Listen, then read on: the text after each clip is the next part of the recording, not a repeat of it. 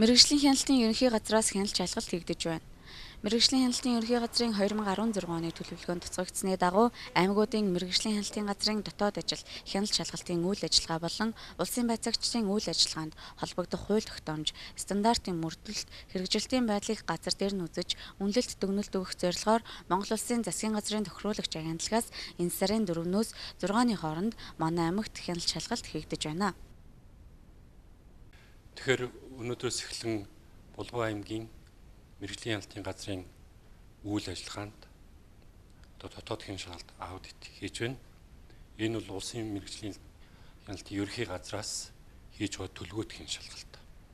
Гэхдээ бол энэ шалгалтынхаа хүрээнд орон нутагт ажиллаж байгаа нийт улсын байцаагчдынхаа мэргэжил ур чадварыг дээшлүүлэх зорилготой энэ шалгалтын хүрээнд мөн нэг өдрийн сургалт явагдана. Энэ сургалтанд бол Булган аймгийн бүх сумдад ажиллаж байгаа байгаль орчны болон хүнсний хяналтын улсын байцаагчдыг бас хамруулж тэднэрт мэргэжил арга зүйн зөвлөгөө өгөх юм аа. Энэ хүрээнд бол бас Булган аймгийн одоо нийт ард иргэдээс бол нээлттэй санал авч байгаа. Энд бол одоо Булган аймгийн иргэд бол идэвхтэй оролцож байна.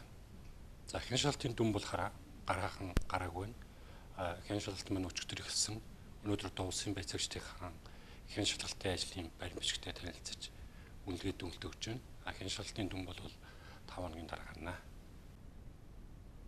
Мөн манай аймгийн мэргэжлийн хяналтын газрын үйл ажиллагаа шаардлагыг хангаж, ажил үйлчилгээг хийж гүйцэтгэж буй байдал, хяналт шалгалтын баримт бичиг, санал болгосон хяналт шалгалтын үр дүнг газар дээр нь үзэж, мэргэжил арга зүйн зөвлөгөө өгч, улсын байцаагчдтай уулзах, хамтран ажилладаг төрийн байгууллага, иргэд аж ахуйн нэгж байгууллагаас нэргүй санал асуулгын хуудасаар санал авах ажлуудыг зохион байгуулж байна. Мэргэжлийн хяналтын ерөнхий газрын дотоод хяналтаас Булган аймгийн мэргэжлийн хяналтын газрын үйл ажиллагааг шалгаж байна. Энэ нь болохоор Булган аймгийн мэргэжлийн хяналтын газрын үйл ажиллагаанд дүгнэлт өгөх. Дээрэс нь Булган аймгийн мэргэжлийн хяналтын газрын улсын байцаагчдын үйл ажиллагаанд үнэлт өгөх зорилготой. Энэ шалгалтын хүрээнд бол одоо 3 төрлийн санал асуулга явагддаг.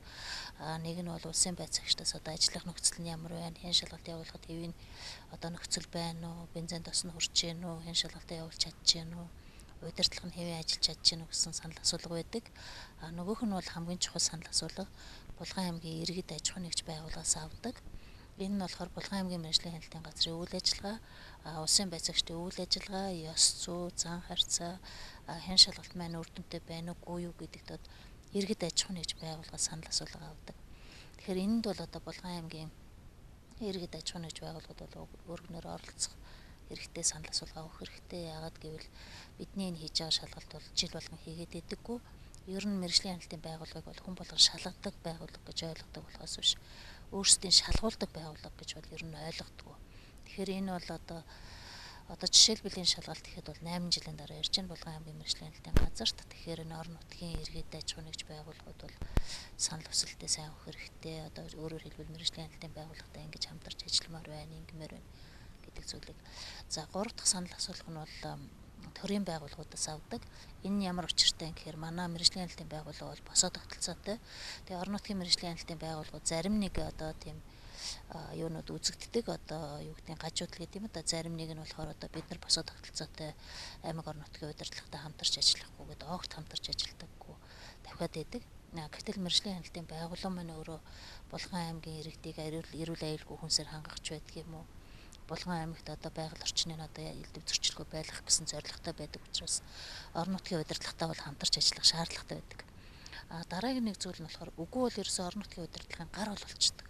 Ерөөсөө аймгийн засаг дарга юу гэж хэлнэ, сумын засаг дарга юу гэж хэлнэ, дагаад төсөв бүрдүүлэх гэдэг одоо дагаад гүчдэг, одоо аж ахуйн нэгжээс одоо торгууль тавьдаг ч юм уу, одоо төлбөр төрөөс нь албан шаардлагаар авдаг ч юм уу гэх мэтчлэн гэдэг. Тэгэхээр энэ хоёр хандлага бол аль аль нь болохгүй юм байна. Яагаад тэгэхээр хяналтын байгууллага бол аль хоор хөндлөнгийн бие даасан шийдвэр гаргаж иж хин хэнийх нь эрх ашигт нийцэхгүй шийдвэр гаргах хэрэгтэй. Тэгэхээр ийм 3 төрлийн санал асуулга аваад дээрэс нь байцаагч нарын үйл ажиллагааг шалгаад тэгээд дүгнэлт гарна да. Жил бүр зохион байгуулагдаад байдаггүй тухайн ажил, хяналт шалгалт манай аймагт 8 жилийн дараа хийгдэж байгааг онцлоод нэргүй санал асуулгад өргөнөөр оролцож, дутагдал ололттой талын мэдээллээр хангагдахыг мэргэжлийн хяналтын ерөнхий газраас иргэн танд зөвлөж байна.